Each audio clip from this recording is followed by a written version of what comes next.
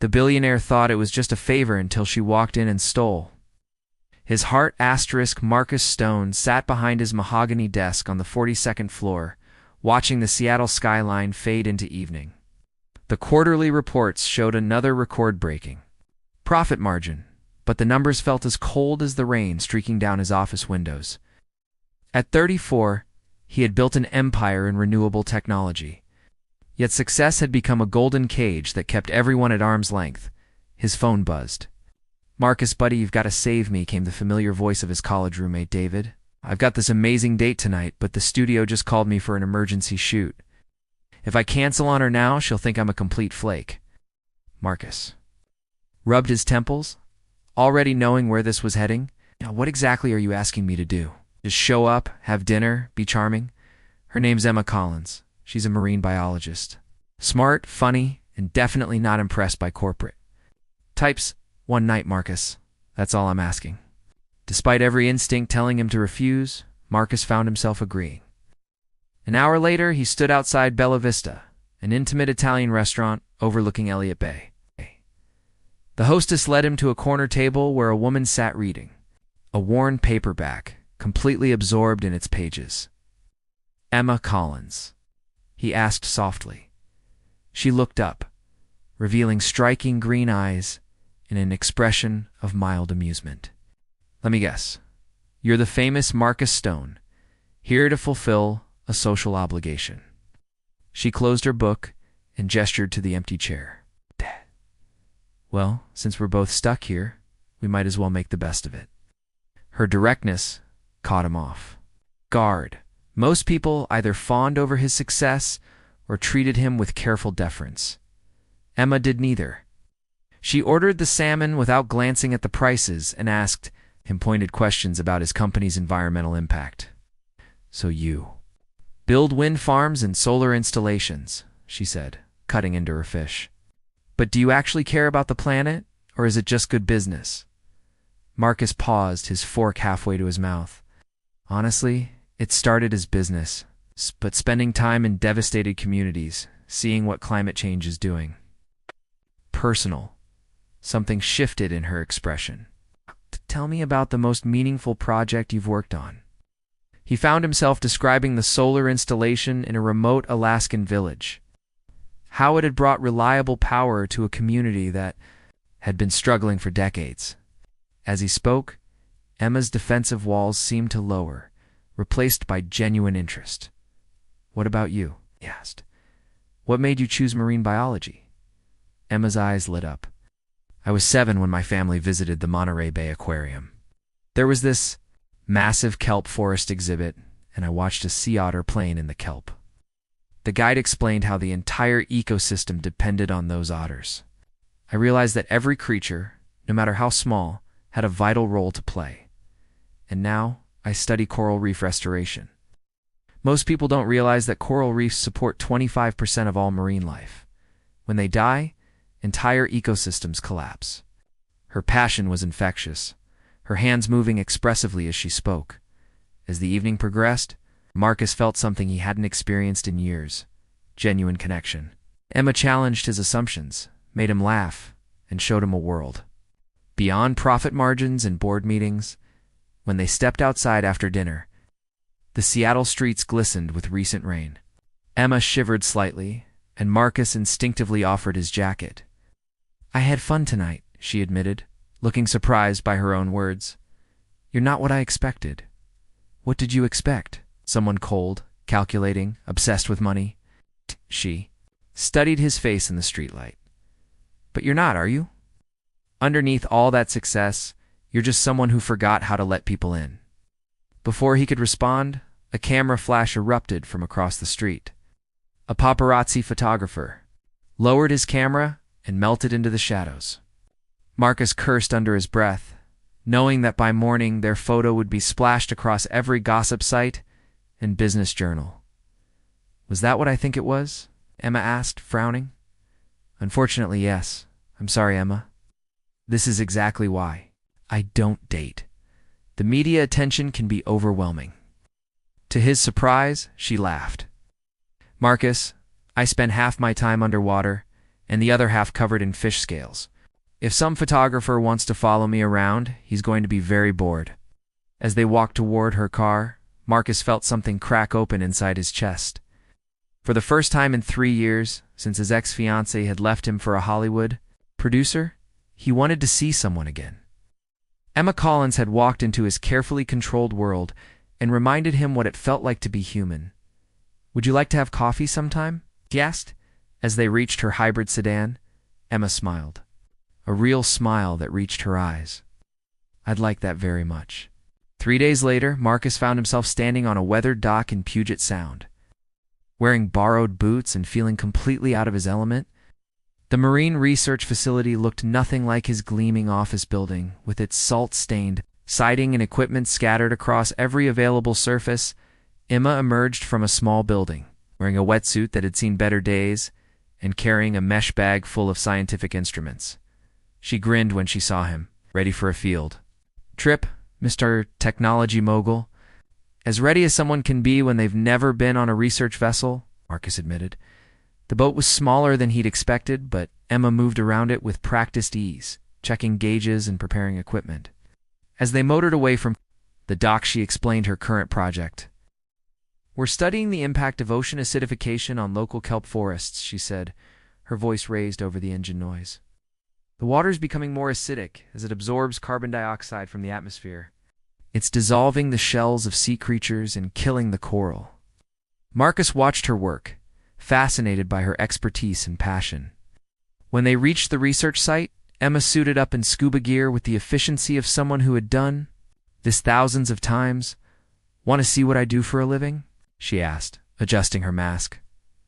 20 minutes later, Marcus found himself floating 10 feet underwater, breathing through a regulator and trying not to panic. Emma had insisted he could handle a shallow dive with proper equipment, and somehow, her confidence had convinced him to try. The underwater world was unlike anything he had imagined. Shafts of sunlight filtered through the water, illuminating a forest of kelp that swayed gently in the current. Fish darted between the fronds like birds through trees, and sea stars clung to rocky outcroppings in brilliant purples and oranges. Emma glided through the water like she belonged there, collecting samples and photographing coral formations. When she pointed out a family of sea otters playing above them, Marcus felt his breath catch. The grace and beauty of the underwater ecosystem was overwhelming. Back on the surface, as they floated side by side, Emma asked, "So what did you think?" "It's incredible," Marcus said, treading water. "I had no idea this world existed right under the surface. Most people don't. They see the ocean as empty space between continents, not as a living ecosystem that produces half the oxygen we breathe." Emma's expression grew serious. "But it's dying, Marcus. The coral reefs I've been studying for 15 years are bleaching at unprecedented rates. Entire species are disappearing." Something in her voice made Marcus realize how deeply this work affected her. This wasn't just a job, it was a calling that consumed her completely. That evening, as the sun set over the sound, they sat on the dock sharing fish and chips from a nearby stand. Emma had changed into jeans and a sweater, her hair still damp from the dive. "Can I ask you something?" Marcus said, watching the last light fade from the sky. "Shoot. Why didn't you want to see me again after that first night?" "David said you?" Seemed hesitant. Emma was quiet for a moment, picking at her fish. "Honestly, because guys like you scare me. Guys like me, rich, powerful, used to getting what you want. I've seen what happens when someone like me gets involved with someone like you. Eventually you get bored and move on to someone more exciting. And I'm left trying to pick up the pieces of my life." Marcus turned to face her fully. "Emma, I'm not going anywhere. What we have. I've never felt anything like this before." She looked at him searchingly, as if trying to read his intentions. Slowly, she reached out and touched his cheek. "Prove it," she whispered. The kiss was soft at first, tentative, but as Emma's arms wound around his neck, Marcus felt the last of his defenses crumble. He pulled her closer, tasting salt air and possibility on her lips. When they finally broke apart, both were breathing hard. "Wow," Emma said softly, resting her forehead against his. Marcus agreed, his voice rough with emotion. As they walked back to their cars, Marcus's phone buzzed with an urgent message from his publicist. The photo from their first date had indeed made the rounds. And now there were reporters asking questions about his mystery woman. But for the first time in his carefully managed life, Marcus didn't care about the media attention. All he cared about was the woman walking beside him, who had shown him a world he never knew existed and made him feel more alive than he had in years. Whatever challenges lay ahead, he was determined to face them with Emma by his side. Marcus woke to his phone ringing incessantly. The caller ID showed his publicist's name, and he answered with a sense of dread. "Marcus, we have a problem." Jennifer's voice was tight with stress. "Someone leaked information about Emma's research funding. There are articles suggesting she's only dating you to secure financial backing for her projects." "That's ridiculous," Marcus said, sitting up in bed. "Who would say something like that? Stories being pushed by anonymous sources, but the damage is already done. Emma's university is concerned about the negative publicity affecting their reputation." Marcus threw on clothes and drove straight to the marine research facility. He found Emma in her lab, staring at a computer screen with tears in her eyes. Round her, equipment sat unused and her research assistants whispered in small groups. "Emma?" He said softly, approaching her desk. She looked up, her face a mixture of hurt and anger. "Is it true?" she asked, her voice barely above a whisper. "Is what true? That you've been investigating me? You knew about my funding problems before we met?" She gestured to the screen, which showed an article titled, "Billionaire's Charity Case. Tech Mogul's Calculated Romance." Marcus felt the blood drain from his face. "Emma, I swear to you, I had no idea about your funding situation until this morning. This is all lies." "Then how do they know about the university's budget cuts? How do they know about the threatened cancellation of my research grant?" Emma's voice was rising, drawing stares from her colleagues. "I don't know, but I'm going to find out." Marcus pulled out his phone and called his head of security.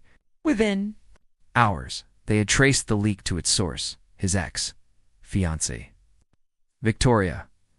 That evening, Marcus arrived at Emma's apartment with a bottle of wine and a folder full of documents. Emma answered the door reluctantly, her eyes red from crying. "Hear me out," Marcus said before she could speak. "Please?" Emma stepped aside, letting him enter her small but cozy apartment. The walls were covered with underwater photographs and marine life posters, and a large aquarium bubbled quietly in the corner. "It was Victoria," Marcus said, setting the folder on her coffee table. "My ex-fiancée. She hired a private investigator to dig up information about you, then leaked it to create this scandal." Emma sank onto her couch, looking exhausted. "Would she do that? Because she's trying to destroy my reputation. When she left me 3 years ago, she took half my business contacts with her. Now she's struggling financially, and she thinks if she can make me look bad, it will boost her own image. So I'm just collateral damage in your personal drama," Emma said bitterly. "No," Marcus said firmly, sitting beside her. "You're the woman I'm falling in love with, and I won't let anyone hurt you." Emma looked at him in surprise. "You're falling in love with me? I know it's fast, and I know this situation is complicated, but yes. Emma, you've changed everything for me. Before I met you, my life was all about the next deal, the next acquisition. Now all I want is to protect the oceans you care about and build something meaningful with you." Tears started flowing again, but this time they seemed to be tears of relief rather than hurt. "The university is threatening to pull my funding," she whispered. 15 years of research, and they're going to shut it down because of bad publicity. "Then we'll find another way," Marcus said, taking her hands. "I'll fund your research myself if I have to." But Emma, I need you to trust me. Can you do that?" Emma studied his face for a long moment, searching for any sign of deception. Finally, she nodded. "Yes," she said simply. Marcus pulled her in too, his arms holding her tightly as she cried against his chest. Outside, rain began to fall against the windows, but inside Emma's apartment, something fundamental had shifted. They were no longer just two people getting to know each other. We're partners facing the world together? "What do we do now?" Emma asked, pulling back to look at him. Now we fight back, Marcus said, his voice filled with determination. Victoria wants a war? She'll get one. But this time, she's not just dealing with me. She's dealing with us. Emma smiled for the first time all day. Us, I like the sound of that. As they sat together planning their next move, Marcus realized that the storm Victoria had created might have been the best thing that could have happened to their relationship. It had forced them to be honest about their feelings and commit to each other in a way that might have taken months to develop naturally. The media might be portraying their romance as calculated, but Marcus knew the truth. What he felt for Emma was the most real and spontaneous thing that had ever happened to him, and he would do whatever it took to protect it. The next morning brought a surprise visitor to Marcus's office. Victoria Sterling swept past his assistant without waiting to be announced. Her designer heels clicking against the marble floor. She looked exactly as Marcus remembered, perfectly. Styled blonde hair, expensive clothes, and cold blue eyes that missed nothing. "Hello, Marcus," she said, settling into the chair across from his desk without invitation.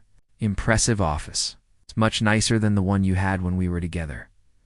"What do you want, Victoria?" Marcus asked, not bothering with pleasantries. "To talk about your little marine biologist and the unfortunate publicity she's been receiving." Victoria examined her manicured nails with studied indifference. "I hear her funding has been pulled. Such a shame when someone's career gets destroyed by association with the wrong person." "You did this," Marcus said, his voice deadly quiet. "I did what was necessary. You cost me millions when you ended our engagement, Marcus. Clients, contacts, opportunities, all gone because you decided I wasn't worthy of your precious moral standards." Victoria's mask of composure slipped slightly, revealing the anger beneath. "Now you know how it feels to watch something you care about get destroyed. This isn't about us anymore. You're hurting an innocent person." "Innocent?" Victoria laughed harshly. "Please, she's a gold digger who saw an opportunity and took it. The only difference between her and me is that she's better at hiding it." "Oh," Marcus stood, his patience finally exhausted. "Get out of my office. And stay away from Emma, or I'll destroy you." "You can try," Victoria said, standing gracefully. "But I have resources you don't know about. This is far from over." After she left, Marcus immediately called Emma. "A bag," he said when she answered. "I'm picking you up in 20 minutes. "Why? What's wrong?" "Victoria paid me a visit. I think we need to get away from Seattle for a few days while my security team handles this." An hour later, they were aboard Marcus's private jet, flying toward his estate in Napa Valley. Emma had never been on a private plane before, and despite the circumstances, she couldn't help but be impressed by the luxury. "This is how the other half lives," she said, settling into the leather seat beside him. "This is how I used to live," Marcus corrected. "Before I met you, none of this meant anything. It was just stuff to fill the emptiness." The Napa estate was breathtaking, set among rolling hills covered in vineyards. The house itself was modern but warm, with floor-to-ceiling windows that showcased the valley views. But what captured Emma's attention was the infinity pool that seemed to merge with the horizon. "It's beautiful," she said, standing on the terrace. As the sun began to set, "It's peaceful," Marcus agreed, wrapping his arms around her from behind. "I bought this place, thinking I'd entertain clients here, but I've hardly used it. You're the first person I've brought here who actually appreciates it." That evening, they cooked dinner together in the gourmet kitchen, sharing wine and stories about their childhoods. Emma talked about growing up in a small coastal town where her father was a fisherman, and Marcus described his lonely upbringing as the son of workaholic parents who were always traveling. "Is that why you became so focused on success?" Emma asked, curled against him on the couch. "To prove you were worthy of attention?" "Probably," Marcus admitted. "Until I met you, I thought achievement was the only thing that mattered. But you taught me that connection is what makes life worth living." Emma tilted her face up to look at him. "You've changed my life too, you know. I was so focused on my work that I forgot how to be with another person. You reminded me that love isn't a distraction from purpose. It can enhance it." Their kiss was deeper this time, filled with months of growing attraction and emotional intimacy. When Emma stood and took his hand, leading him toward the bedroom, Marcus felt his heart race with anticipation and tenderness. They made love slowly, exploring each other with patience and reverence. Emma's skin was soft under Marcus's hands, and she gasped his name as he worshipped her body with kisses. When they finally joined together, it felt like coming home. Afterward, as they lay tangled in sheets, Emma traced patterns on Marcus's chest. "What happens when we go back to Seattle?" she asked. "We face whatever comes," Marcus said, pressing a kiss to the top of her head. Together, the next morning brought good news. Marcus's security team had uncovered evidence of Victoria's illegal activities, including bribery and corporate espionage. Within hours, her reputation was in ruins, and several of her clients were threatening lawsuits. But more importantly, Marcus had established a foundation dedicated to marine conservation, with Emma as its director. Her research would be fully funded, and she would have the resources to expand her work globally. "You didn't have to do this," Emma said, reading the foundation documents. "Yes, I did," Marcus replied. "Not because I had to prove anything, but because your work is important. The oceans need protecting, and you're the best person to do it." As they flew back to Seattle, Emma realized that everything had changed. She was no longer just a marine biologist struggling for funding. She was a woman in love with a man who believed in her dreams and had the power to make them reality. And Marcus was no longer the lonely billionaire who used work to avoid emotional connection. He had found his purpose in supporting the woman he loved and the cause she championed. Their story was far from over, but the foundation had been laid for something beautiful and lasting. 6 months later, the Seattle Aquarium was transformed into an underwater wonderland for the inaugural gala of the Collins Foundation for Marine Conservation. Kelp forest projections danced on the walls, while schools of digital fish swam overhead. The city's elite mingled with marine biologists, environmental activists, and ocean advocates from around the world. Emma stood near the massive kelp forest exhibit. Wearing a flowing blue gown that seemed to shimmer like water, she watched Marcus work the room with practiced ease, but now she could see the genuine warmth in his interactions. He wasn't just networking, he was building a community of people who shared their vision for ocean conservation. "You clean up nicely," a familiar voice said behind her. Emma turned to find Dr. Patricia Wong, her former mentor from graduate school, approaching with a knowing smile. "Patricia." Emma hugged her tightly. "I can't believe you came all the way from Monterey. You kidding? When I heard about the foundation, I had to see this miracle for myself. My former student, who once lived on ramen noodles and determination, now running a $50 million conservation initiative." Patricia's eyes sparkled with pride. "Tell me, how does it feel to have unlimited resources for your research?" "Terrifying and exhilarating," Emma admitted. "But having Marcus as a partner makes all the difference. He understands that this isn't just about the money, it's about changing how people think about the oceans." As if summoned by her words, Marcus appeared at her side, carrying 2 glasses of champagne. "Talking about me?" he asked with a grin. "Always," Emma said, accepting the glass and leaning into him. "Ladies and gentlemen," the master of ceremonies announced, "please welcome the founders of the Collins Foundation, Dr. Emma Collins and Mr. Marcus Stone." As they took the stage together, Emma felt a moment of surreal disbelief.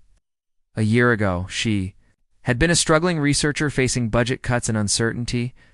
Now she stood before hundreds of influential people, about to announce groundbreaking initiatives that could change the future of ocean conservation. "When I first dove into Puget Sound as a graduate student," Emma began, her voice steady and confident, "I fell in love with a world that most people never see. But that world is disappearing. Ocean acidification, warming temperatures, and pollution are destroying ecosystems that took millennia to develop." She clicked to a slide showing before and after photos of coral reefs. "This is what we're fighting for, not just the beauty of the underwater world, but the life support system for our entire planet." Marcus stepped forward. "A year ago, I thought success meant building bigger companies and accumulating more wealth. Then I met Emma, and she showed me that true success means using whatever resources you have to protect what matters most." He looked at her with such love that several people in the audience sighed audibly. The Collins Foundation isn't just about funding research, it's about hope, hope that we can reverse the damage that's been done and ensure that future generations inherit oceans as vibrant as the ones we're fighting to save." The applause was thunderous, but Emma barely heard it. She was focused on Marcus's face, seeing the man who had traveled so far from the cold businessman she'd met that first night. After the presentations and networking, they escaped to the aquarium's observation deck, where the city lights reflected on Elliott Bay like scattered stars. "Remember our first date?" Marcus asked, pulling Emma close as they looked out over the water. "You mean when you were doing your friend a favor and I was expecting to hate you?" Emma laughed. "We've come a long way from that awkward dinner." "I knew that night that you were going to change my life," Marcus said seriously. "I just didn't know how completely." Emma turned in his arms, studying the face that had become so dear to her. "What are you thinking about?" "The future," Marcus said, reaching into his jacket pocket. "Our future." When he dropped to one knee, producing a ring that sparkled like captured sunlight, Emma's breath caught in her throat. "Emma Collins," Marcus said, his voice thick with emotion. "You taught me that love isn't about what you can get from someone, but what you can build together. Will you marry me and spend the rest of your life saving the oceans and putting up with a reformed workaholic who's crazy about you?" Through her tears, Emma managed to whisper, "Yes." The ring was perfect, not ostentatious, but elegant, with a center stone that seemed to hold the depths of the ocean. As Marcus slipped it onto her finger, Emma realized that this was just the beginning of their greatest adventure, their wedding 6 months later was held on the beach where they'd shared their first kiss after that dive in Puget Sound. Emma wore a simple white dress that moved like water in the ocean breeze, while Marcus looked handsome in a navy suit that brought out his eyes. As they exchanged vows with the sound of waves as their soundtrack, both knew they had found something rare and precious. Not just love, but partnership. Not just romance, but shared purpose. "I promise to support your dreams," Marcus said, holding Emma's hands, "to protect what you care about, and to never stop being amazed by your courage and compassion." "I promise." "To challenge you," Emma replied, "to keep you grounded, and to love you through whatever storms we face together." When they kissed as husband and wife, the sunset painted the sky in shades of gold and pink, and their friends and family cheered as loudly as the seagulls overhead. Later, as they danced on the beach under strings of lights, Emma reflected on the incredible journey that had brought them here. From reluctant blind date to life partners, from struggling researcher to foundation director, from guarded billionaire to devoted husband, they had both been transformed by love. "Any regrets?" Marcus whispered in her ear as they swayed to the music. Emma looked around at their celebration, marine biologists dancing with tech executives, her parents laughing with Marcus's business partners, and the vast ocean stretching to the horizon like a promise of endless possibilities. "Not one," she said, pulling him closer. "Oh, This is exactly where we're supposed to be." As the evening wound down and they prepared to leave for their honeymoon, 2 weeks diving in the Maldives to document coral restoration efforts, Emma realized that their love story was really just beginning. They had a lifetime ahead of them to explore the world's oceans, to build their foundation, and to discover new depths in their relationship. The billionaire who had thought was just doing a favor had found his heart's home. And the marine biologist who had dedicated her life to saving the oceans had discovered that love could be the most powerful conservation force of all. Under the stars, the sound of waves as their lullaby, Marcus and Emma Stone began the next chapter of their never-ending story.